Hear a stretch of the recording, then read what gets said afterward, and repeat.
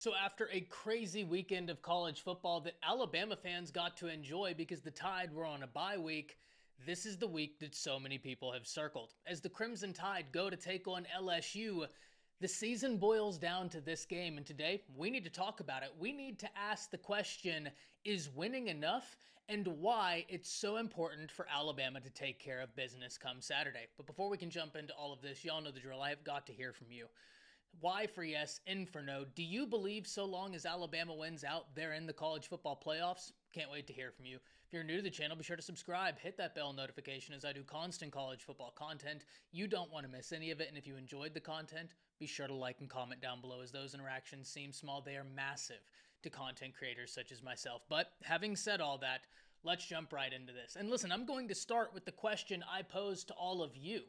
If Alabama wins out, are they in? And the answer to me is yes, for multiple reasons. One, because if they beat LSU and LSU only loses that game to Alabama, wins the rest, Alabama would have two ranked wins that look pretty darn good, especially with that Georgia win looking better as Georgia continues to stack wins, especially when you think about Georgia still has to play Ole Miss. They have to play Tennessee. If Georgia wins out the rest of the season, that win for Alabama just looks better and better. Furthermore, there are still some massive games to be played, even for teams that Alabama hasn't played. When you look in the SEC, we just talked about some of the games Georgia has to play, but Texas has Texas A&M, and that's going to be an incredible football game.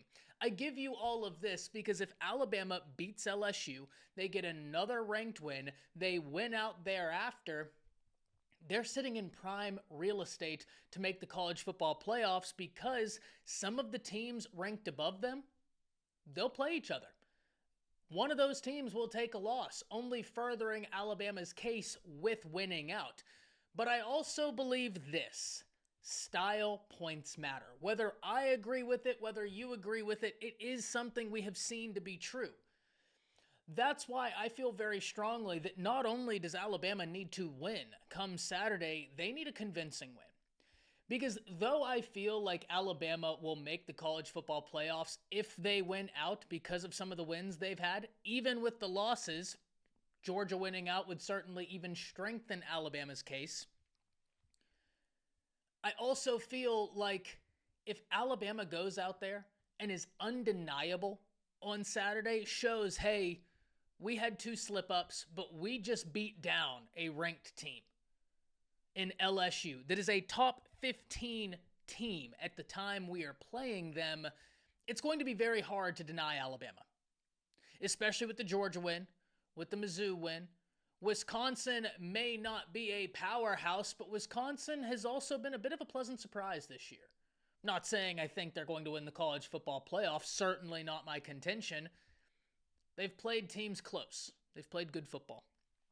But if you were to stack the Missouri win, the Georgia win, the LSU win, LSU being number 14 in the nation per the AP poll right now, that'd be really hard to dismiss for Alabama.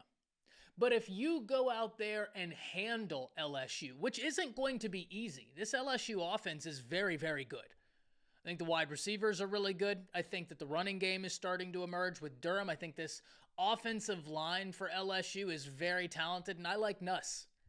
This is something I've talked about all offseason. I do like Garrett Nussmeier. I think that the heel for LSU is that defense that I don't think is very good. Love the hires they made. Absolutely loved the hires they made. I'm interested to see what this defense looks like in 2 to 3 years. But as we're currently sitting here and talking, I don't think it's a great defense. And I think that a team like A&M kind of exposed a major weakness within the defense. Now, the flip side of that is A&M really showed them what they needed to work on. They go into a bye, they work on that. They know Alabama will try and exploit that. But at the same time, when Jalen Milroe is playing his best football, there's no competition between who the better quarterback is between he and Reed. Reed's young. Reed's very explosive. I think he's going to be a really good football player. But when Jalen Milroe is at his best, he is a threat with his legs. He is a threat with his arm.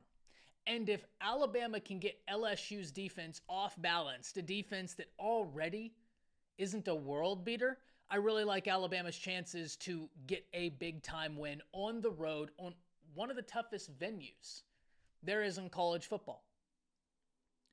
That would mean a lot to the voters. So though I do believe you win out, you're in, I also think there's the unfortunate conversation about style points. And I think if you're Alabama and you have the ability to beat LSU by 10, 14 points, you do so. If you are winning this game early, you don't take the foot off the gas. You rack up style points. You show the committee, we're playing our best football right now. We just shut out Mizzou. We've now beaten down LSU, and we are soaring going into the playoffs. You show the committee that, it's going to be really difficult for Alabama to be left out. So this is a very important game. For both Alabama and for LSU, this is a playoff eliminator. If Alabama were to lose this game, they're not making the college football playoffs. And as much as that's disappointing, it is what it is. If you don't make the college football playoffs, whatever bowl game you get, massacre the team. Absolutely massacre them, hold together the recruiting class, and move forward. It's Kalen DeBoer's first year. It's Kane Womack's first year. There's a total scheme change. You have a really talented team, but a really young team in a lot of key areas. It would be disappointing not because of even the logo on the helmet. In my opinion, it would be disappointing because, like I said, the talent is there, but it's a total scheme change. Very young in key areas. But I think Alabama is going to be able to take care of business, especially after what Texas A&M showed. So if you're Alabama, the RPO in this game is going to be important, but it's going to be very important for it to be done well. Keep this defense off balance. If you're LSU, you're probably going to try and cheat up to stop that, to stop Jalen Milroe and his legs, to stop Justice, Jam, and I think we could see some more Richard Young sightings this week. That's probably going to be what you try and do. Cheat up, stop that. If that's the case, it's going to be very important for Jalen Milroe to have a similar game that he had against Georgia, where he was hitting underneath, he was hitting intermediate, he was hitting deep. Wherever he needed to get the ball, he got it there. He was decisive. If he saw a guy 4 yards underneath and he thought, hey, in 2 or 3 seconds, that over top route might open up, he didn't wait. He said, okay, I'll take the 4 yards right now. We'll go into second down. We'll see what second down provides us. That was his best game, in my opinion. I thought that he was just about perfect in that game. So we know he can do it. If you're LSU, you're probably going to try and take away that option because that's what A&M hurt you with so bad. I think that can open up Alabama to test them vertically and to utilize their wide receivers to hurt this LSU defense, making it very difficult for them to key in on the option game. For Alabama's defense, you've got to be aware of these wide receivers for LSU. I like Nuss. I like their wide receiver room, good offensive line, but they've also started to develop a running game. And the running back they have has genuine track speed. I mean, he was a track star here in Texas at Duncanville High School. You don't want to give that guy space. If you bust an assignment and someone's late getting over to him, that could be a touchdown. But Alabama's defense played incredibly well against Mizzou, and you can say, oh, well, Brady Cook was injured. He's not a mobile quarterback. Even though he was injured, the secondary didn't bust. They didn't allow guys to run free. This is going to be a game where they have to pick up where they left off against Mizzou. You can't allow guys to run free. Kyron Lacey's really good. Aaron Anderson's really good. This is a really good wide receiver room for LSU. LSU always has a good wide receiver room.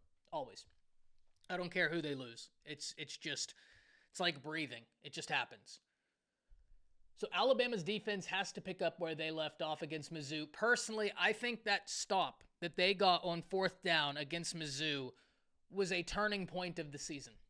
And I know that some people might roll their eyes, but in my opinion, that moment was Alabama asking themselves in the mirror, who are we? Because if Mizzou scored, it didn't matter Alabama was going to win the game handedly. It didn't matter. But it mattered to them. It didn't matter at the result of the game, but it mattered to them. And when they got the stop, you saw how much it mattered to them. There was a buy-in in that moment that was genuine. And that's not to say that there haven't been other moments like that, but that moment felt different. I'm interested to see how Alabama picks it up after the bye week. This is going to be a fantastic game. This absolutely is a playoff eliminator, and I can't wait for it. But hop down to the comments, let me know what you're thinking. Of course, we will be going live 5:30 Central Standard Time. Would love to have you over here as we discuss the weekend slate and what's to come. That's it. See ya.